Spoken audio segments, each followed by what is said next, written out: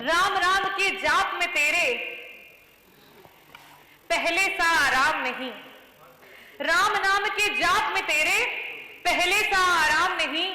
जबरदस्ती के जय श्री राम में सब कुछ है बस राम नहीं, सब कुछ है बस राम नहीं। आज आपको ये बता सकती हूँ कि समाजवादी पार्टी ने मेट्रो लाइन बनवाई, समाजवादी पार्टी ने एक्सप्रेस वे बनवाया, समाजवादी पार्टी ने गोमती रिवर फ्रंट बनवाया, एकाना बनवाया, मेदांता बनवाया, इलेक्ट्रिसिटी प्रोडक्शन यूनिट बनवाई। सबसे बड़ी बात, उन्होंने बच्चों को साक्षरता देने के लिए जगह जगह लैपटॉप बांटे। उन्होंने best park Janeshwar Mishra park बनवाया, उन्होंने पुलिस हेडक्वार्टर बनवाया, आज जहां पे सीएम बैठते हैं, लोक भवन बनवाया, एम्बुलेंस दिया और साथ ही साथ डायल 100 दिया, जिसे आज आप 112 के नाम से इस्तेमाल कर। मैं श्रद्धांजलि अर्पित करना चाहूंगी बाबा भीमराव अंबेडकर जी को, और उन्होंने वाकई इन लाइनों को अमर कर दिया कि ये हालात तेरी जंजीर तोड़ जाऊंगा, अपने हाथों पे लिखी लकीर मोड़ जाऊंगा। देखते रह जाओगे आंखें फाड़ कर, देखते रह जाओगे आंखें फाड़ कर, तेरे सामने वो तस्वीर छोड़ जाऊंगा। और बाबा भीमराव अंबेडकर जी ने वो तस्वीर छोड़ी, वो संविधान छोड़ा हमारे पास, और उस संविधान के नाते सर्वोच्च न्यायालय ने आदेश दिया और आज अयोध्या में रामलला विराजमान है और ये आपकी सरकार के उपस्थिति में है। मैं आपको बधाई देना चाहती हूँ। आज के युवा, ये एक बड़ी अच्छी कविता है, जरा गौर से सुनिएगा, बड़ी जरूरी है। राम राम तो कह लोगे पर राम सा दुख भी सहना होगा, और पहली चुनौती ये होगी कि मर्यादा में रहना होगा, मर्यादा में रहना होगा। जीरो टॉलरेंस अगेंस्ट क्राइम का दावा देने वाली ये सरकार, राम राज का दावा देने वाली ये सरकार, आज जगह जगह पर खुलेआम जिस तरीके से दिन दहाड़े हत्याएं हो रही हैं, लूट हो रही हैं, महिलाओं के साथ दुष्कर्म हो रहे हैं। मैं अगर अपने विधानसभा और अपने जनपद की बात करूं, दिन दहाड़े प्रजापति समाज के 2 बच्चों को गला रेत करके मार दिया गया। एक पटेल समाज के डॉक्टर की दिन दहाड़े गोली मार करके हत्या कर दी गई। मेरी विधानसभा में बिशुनपाल व्यक्ति की हत्या कर दी गई मार के, साथ ही साथ मननी विधानसभा में एक सुनार की गोली मार करके हत्या कर दी गई। अध्यक्ष जी, आईआईटी बीएचयू की एक छात्रा के साथ जो वारदात हुई वो किसी से छुपी नहीं है कि किस तरीके से उसके साथ सड़क पे खुलेआम दुष्कर्म किया गया, और ऐसी ना जाने कितनी हजारों वारदातें हैं जो रोज हुई जा रही हैं। आप क्या कहते हैं, क्या ये पुलिस की नाकामी है? क्या ये पुलिस की गलती है, या ये उन युवाओं की गलती है जो आजकल क्राइम की ओर बढ़ता चला जाता है, जा रहा है, क्रिमिनल बनता चला जा रहा है? नहीं, ये आपके सरकार की नाकामी, ये आपकी सरकार की गलती है जिसकी वजह से ये हो रहा है। आज जिस सरकार को शिक्षा की गुणवत्ता की तरफ सोचना चाहिए, जहां एक माँ बाप अपनी पूरी उम्र लगा देते हैं अपने बच्चे को एक बेहतर शिक्षा देने के लिए, लेकिन जब उस बच्चे का समय आता है तो ना उसके पास रोजगार है, ना उसके पास कारोबार है। इस विफल सरकार में एक बच्चा अपने आप को सफल करने की होड़ में आज क्राइम की तरफ बढ़ता चला जा रहा है, तो उसके लिए सिर्फ और सिर्फ आपकी सरकार जिम्मेवार है। अध्यक्ष जी, अगर मैं क्राइम की बात करूं तो उसकी पुष्टि यह भी करता है कि आज जब से भाजपा की सरकार आई है तब से अभी तक आपने अपना डीजीपी जो नियुक्त किया है वो भी कार्यवाहक ही रहे हैं, अभी तक कोई आपने परमानेंट डीजीपी तक नहीं दिया।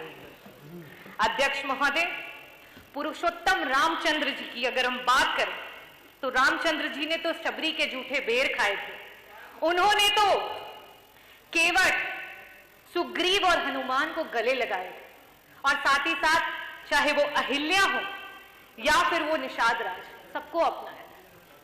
अगर वो चाहते तो वो रावण को हराने के लिए बड़े बड़े राजाओं के साथ संधि कर सकते थे, वो चाहते तो बड़ी बड़ी सेनाओं को ला सकते थे, लेकिन उनकी सेनाओं में कौन था? उनकी सेनाओं में थे वो गरीब, उनकी सेनाओं में थे वो दलित, उनकी सेनाओं में थे वो पिछड़े। उन्होंने उन्हें क्यों जोड़ा और उन्हें क्यों साथ लेकर के आए? वो इसलिए साथ लेकर के आए क्योंकि वो उन्हें यह एहसास कराना चाहते थे कि आपके अंदर वो ताकत है, आप सक्षम हैं, आप सशक्त हैं। आज रामराज का चाहे वो पिछड़ा हो, दलित हो, अल्पसंख्यक हो, आदिवासी हो, उसकी सबसे बड़ी दुश्मन बनी पड़ी है।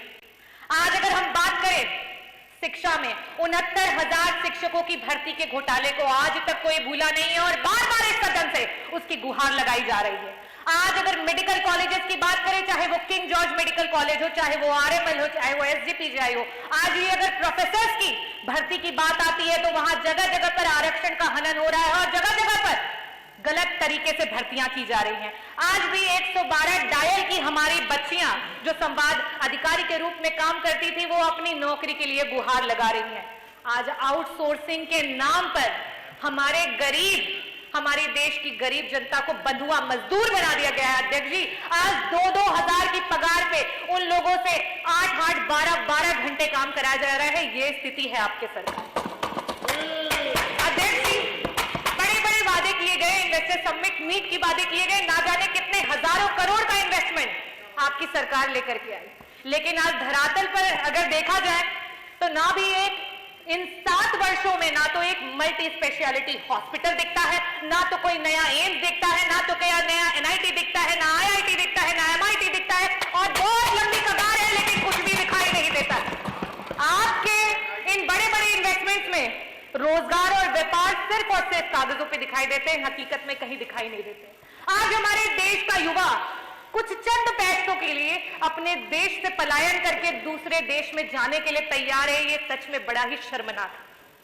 अगर हम बात करें आज थाने की, तहसील के और अधिकारियों के ऑफिस की, तो ये समझ ले अध्यक्ष जी कि ये सरकारी जितनी भी जगह है वो सिर्फ और सिर्फ भ्रष्टाचार के अड्डे हैं और कुछ भी नहीं।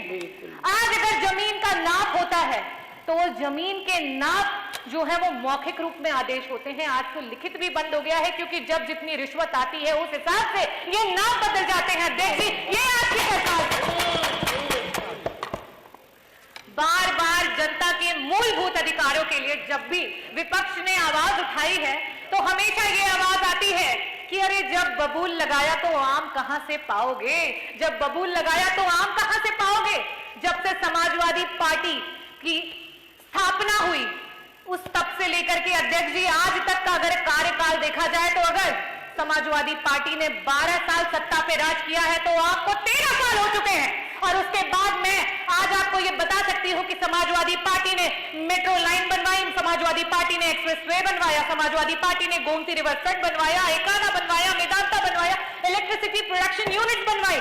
सबसे बड़ी बात, उन्होंने बच्चों को साक्षरता देने के लिए जगह जगह लैपटॉप बांटे, उन्होंने best park Janeshwar Mishra park बनवाया, उन्होंने पुलिस हेडक्वार्टर बनवाया, आज जहां पे सीएम बैठते हैं, लोक भवन बनवाया, एम्बुलेंस दिया और साथ ही साथ डायल 100 दिया, जिसे आज आप 112 के नाम से इस्तेमाल कर रहे हैं।